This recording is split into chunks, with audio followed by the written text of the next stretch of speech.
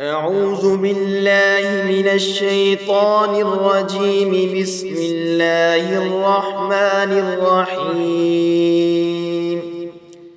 سورة الملك مكية. تبارك الذي بيده الملك وهو على كل شيء قدير. الذي خلق الموت والحياة ليبلوكم أيكم أحسن عملا وهو العزيز الغفور. الذي خلق 7 سماوات طباقا ما ترى في خلق الرحمن من تفاوت فارجع البصر هل ترى من فتور ثم ارجع البصر كرتين ينقلب إليك البصر خاسعا وهو حسير. ولقد زينا السماء الدنيا بمصابيح وجعلناها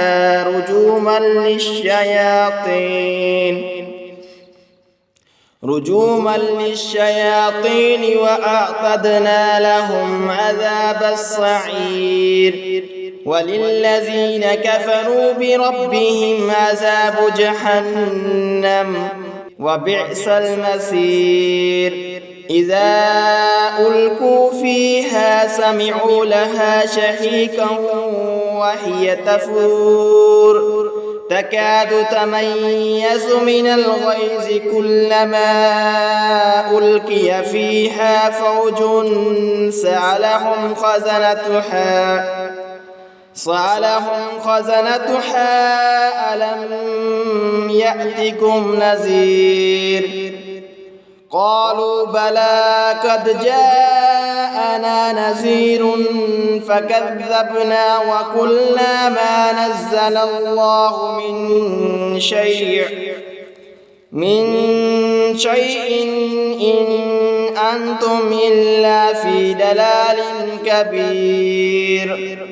وقالوا لو كنا نسمع أو نعقل ما كنا في أصحاب السعير. فاعترفوا بذنبهم فسحقا لأصحاب السعير. إن الذين يخشون ربهم بالغيب لهم مغفرة وأجر كبير. وأسروا قولكم أو اجهروا به إنه عليم بذات الصدور. ألا يعلم من خلق وهو اللطيف الخبير. هو الذي جعل لكم الأرض ذلولا فامشوا في مناكبها وكلوا من رزقه وإليه النشور. أأمنتم من في السماء أن يخسف بكم الأرض فإذا هي تمور أم أمنتم من في السماء أن يرسل عليكم حاصبا فستعلمون كيف نذير. ولقد كذب الذين من قبلهم فكيف كان نكير. أولم يروا إلى الطير فوقهم صافات ويقبضن ما يمسكهن إلا الرحمن إنه بكل شيء بصير.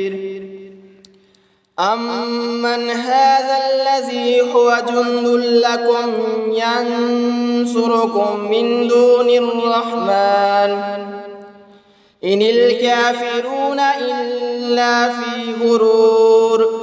أمن هذا الذي يرزقكم إن أمسك رزقه إن أمسك رزقه بل لجوا في عتو ونفور أفمن يمشي مكبا على وجهه أهدى أمن يمشي سويا على صراط مستقيم قل هو الذي أنشأكم وجعل لكم السمع والأبصار والأفئدة قليلا ما تشكرون قل هو الذي ذراكم في الأرض وإليه تحشرون ويقولون متى هذا الوعد إن كنتم صادقين قل إنما العلم عند الله وإنما أنا نذير مبين فلما رأوه زلفة سيئت وجوه الذين كفروا وقيل هذا الذي كنتم به تدعون